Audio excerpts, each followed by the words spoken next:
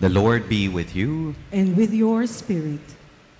A reading from the Holy Gospel according to John. Glory to you, O Lord. Jesus said to his disciples, "If you know me, then you will also know my Father. From now on, you do know him and have seen him." Philip said to Jesus, "Master, show us the Father, and that will be enough for us." Jesus said to him, "Have I been with you for so long a time, and you still do not know me, Philip? Whoever has seen me has seen the Father. How can you say, 'Show us the Father'? Do you not believe that I am in the Father, and the Father is in me? The words that I speak to you, I do not speak on my own. The Father who dwells in me is doing his works. Believe me that I am in the Father, and the Father is in me, or else believe because of the works themselves. Amen, amen, I say to you, whoever believes in me will do the works that I do, and will do greater ones than these, because I'm going to the Father. And whatever you ask in my name, I will do, so that the Father may be glorified in the Son. If you ask anything of me in my name, I will do it." My dear friends, the Gospel of the Lord. Praise to you, Lord Jesus Christ. Good afternoon, sisters and brothers in Christ. Peace and blessings to everyone. How clear are your eyes? How clear is your eyesight? Gaano kalinaw ang iyong mga mata? Says the poets, the eyes are the jewels in a person's face.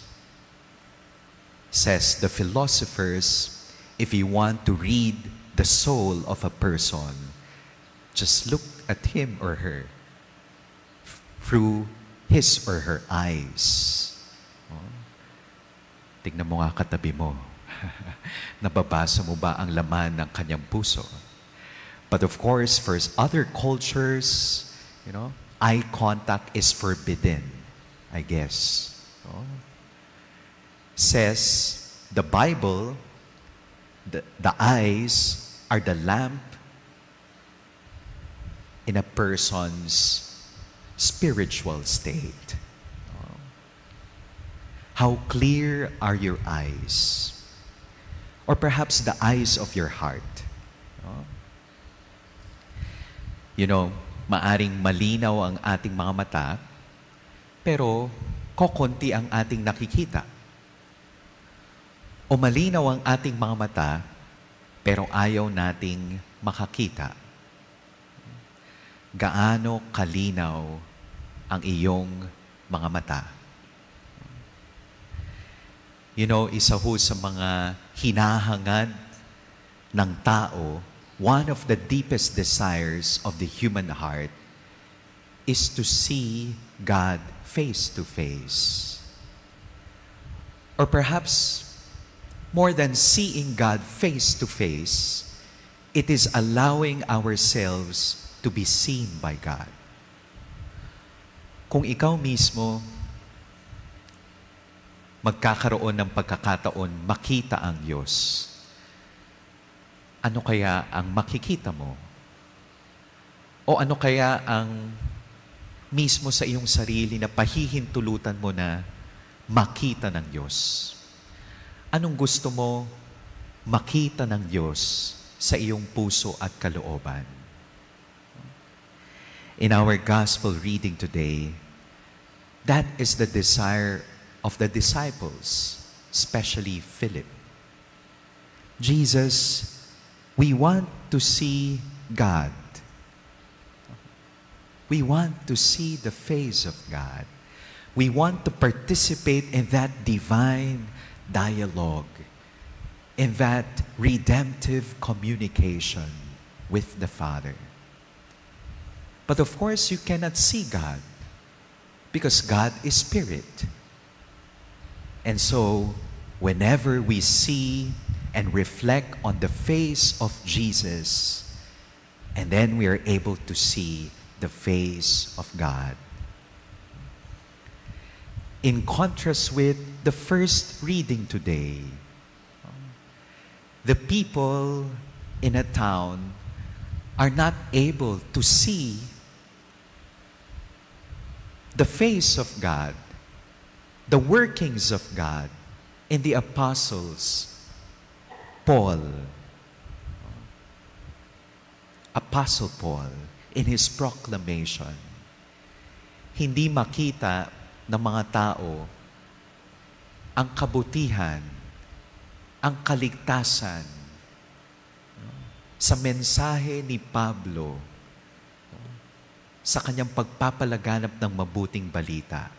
Bakit? Sapagkat ang mga Hudyo inggit. Sin distorts our vision. Sin limits our vision. Hindi ba kapag kinaiinggitan mo ang isang tao, galit na galit ka sa isang tao, iba ang tingin mo sa kanya? It distorts our vision. While love, the grace of God, expands and heals our vision. Mga kapatid, gaano kalinaw ang iyong mga mata? Mata ng pananampalataya. My dear friends, our Christian faith gives us the eyes. Not just eyesight, but a panoramic view of things. Hindsight, foresight, insight. Ganon ang pananampalataya. Binibigyan tayo ng pananaw. Mga kapatid, 4 na bagay. We beg the Lord for the grace of clarity, correctness, control, and charity in our vision. Una, clarity. Ipanalangin natin na mabuksan ang mga mata ng pananampalataya natin. Perhaps we do a lot of looking without seeing much. Kung minsan, ang panalangin natin, Lord, sana hindi ko na lang nakita para hindi ako nasaktan, para wala akong pananagutan. But again, we beg the Lord for the grace of clarity. Clarity in our outlook in life. Our outlook could either be our prison or passport to a deeper life.